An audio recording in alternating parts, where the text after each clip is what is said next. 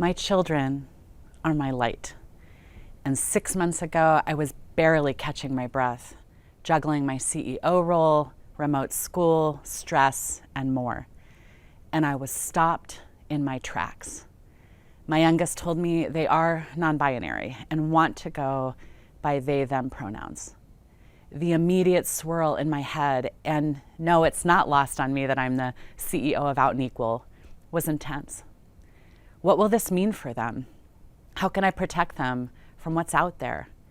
My reaction stemmed from remembering when I came out and how hard it was to find community and be accepted as a bi woman in queer spaces. All of those moments in my formative years when I was dismissed as not enough or not really part of this community. But pretty quickly, I got out of my own swirl and recognized this for what it was, an absolute gift. Despite my own doubts, my precious child feels supported and safe enough to share their truth with me. And they are strong enough to have their own confidence of self to lay claim to who they are. And I could not be more proud. This, my friends, is the future of our families and our communities and our workplaces that we are here to build. Welcome to the 2021 Global Workplace Summit. I'm thankful to my core that you are all here with us this week. I know we have all had moments since last year where we feel like we are barely treading water, or that we can't breathe because the waves keep crashing down on us. But what I also know about us is that so often when we're getting walloped by life, by circumstances, by threats, that you and I have still found a path to forging our future. And this struggle is bolstered by companionship, with beauty, a call to a friend, with the kind of unbounded, unbridled queer love that is so bright, it burns the eyes of people who continue to look down on us and attack us. We get to live what they are missing and so desperately want. The workplace is undergoing tremendous change right now. For a long time, we've known that the workplace would need to evolve to meet the demands of a new generation, which looks and acts and loves differently than older generations. For those of us who were not a part of the old power structures, we've known that it was too hard to show up as our authentic selves and thrive. We had been making the case quite successfully that workplaces needed to be places of belonging. And then the pandemic came, the shock, the economic changes, remote work, the compounding human stress. Workplaces are inside a crucible right now. The way things used to be is melting under the heat and the pressure. A new type of workplace is being forged right now, in this moment. We are here at Summit so that we can, together, determine how to recast the workplace to align with our values, with our lived experiences, with our hopes and dreams. This is not an easy task. Among other things, it's not just workplaces that are in a crucible. Each one of us in our own lives is living inside a pressure cooker none of us could have imagined. It hasn't always been easy, but I want us all to keep reminding each other that we have been tested before, that facing pressure and standing up when we've been knocked down by rejection is a key part of the queer experience, and that each of us can draw on that past experience to give us strength. We may be living inside a crucible, but we are not stuck. We are resilient, we are growing, we are learning, and we are powerful. We just need to be strategic enough to harness the full opportunities right in front of us and shore ourselves against the fear that we're up against something that is too big. Now, that said, the obstacles we are facing are real, and the effects have been and can be devastating. Recall that at this exact time last year, our treasured partners from the federal agencies pulled their summit registrations, and many government employees did not attend. They were terrified. Trump had issued a totalitarian executive order banning DEI content and promoting witch hunts for those who dared take on the necessary work on race and LGBTQ inclusion.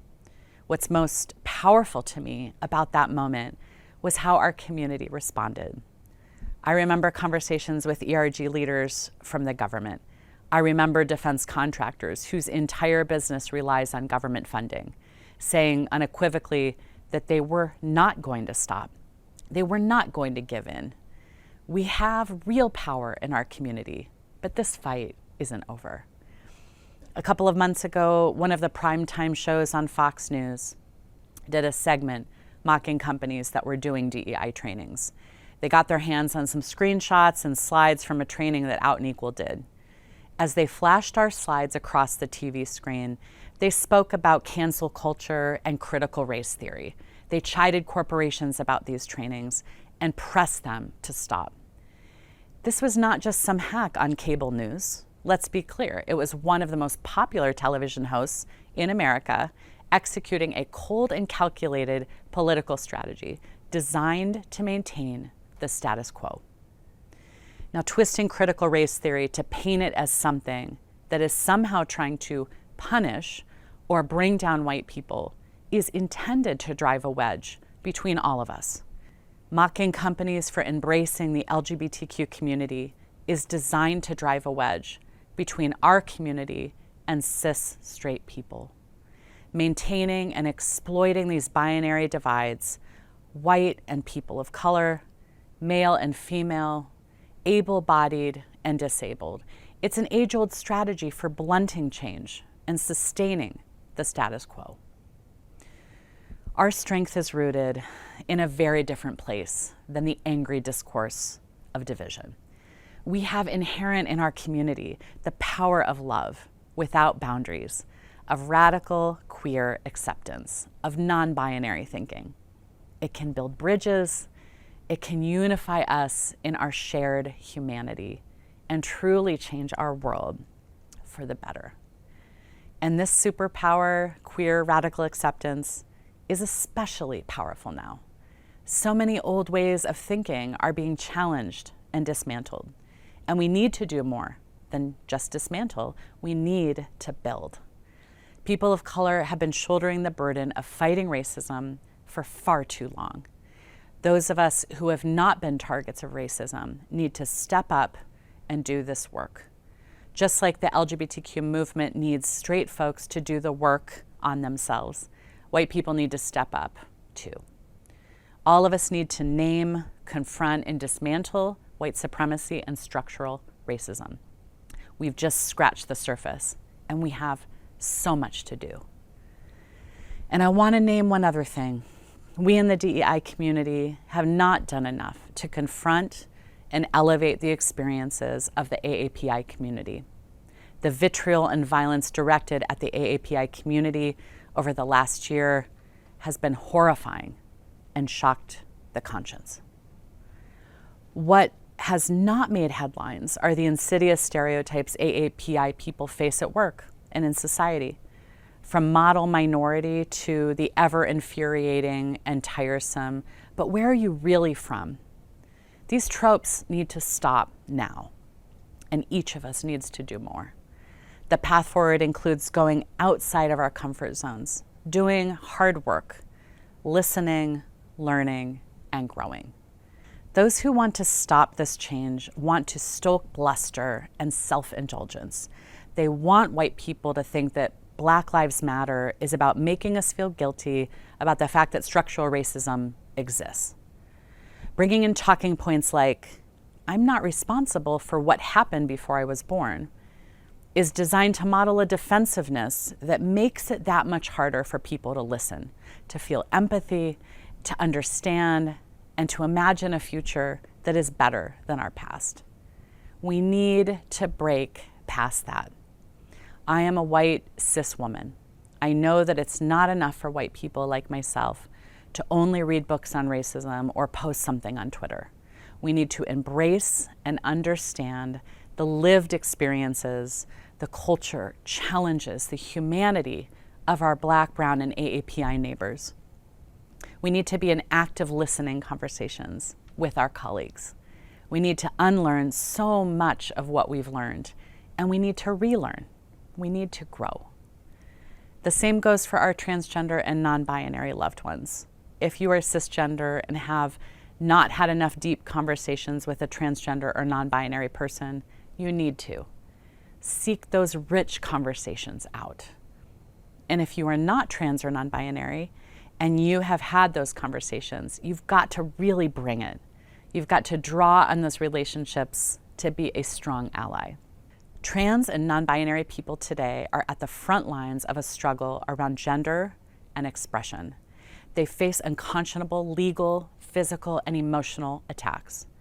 Those of us who see ourselves as allies need to step up to blunt those attacks. And we are deluding ourselves as cis people if we think that this is about helping them.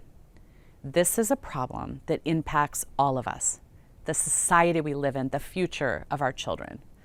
And the closed binary mindset around gender that we learned as children is a prison that we need to break out of.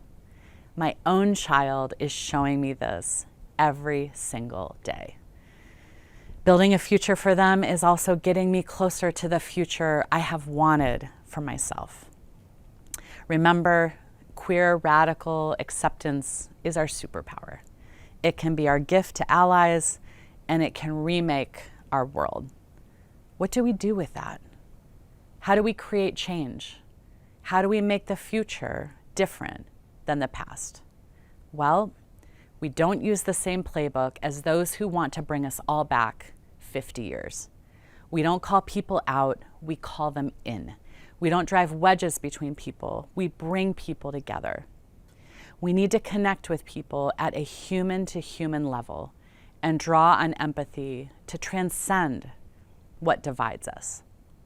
And one of the best ways to connect at a human level is to tell our stories. As you go through the summit, I want you to locate your story, your truth. Take a breath, take stock. How have you grown or gained strength by surviving, by holding up your community, by supporting your colleagues? Take this self-awareness and bring it back with you. Tell your story. Do it strategically, do it creatively, show your superpower. Spark the empathy of those you touch.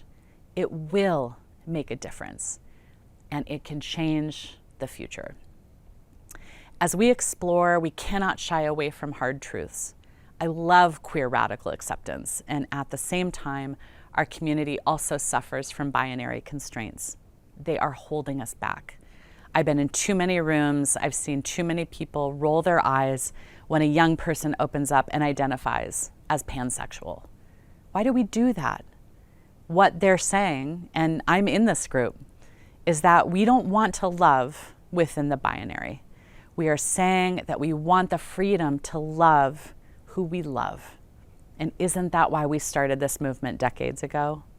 There was a Gallup poll that came out earlier this year. It found that more than half of the LGBTQ community identifies as bi. And in Gen Z, 72% identify as bi. We as a community need to accept that for some of us, maybe even most of us, sexuality isn't just a binary of either homo or hetero. It's both, or it transcends those categories. And for those of us who occupy these both and neither spaces, we know the message all too well. Are we enough? We've all felt that.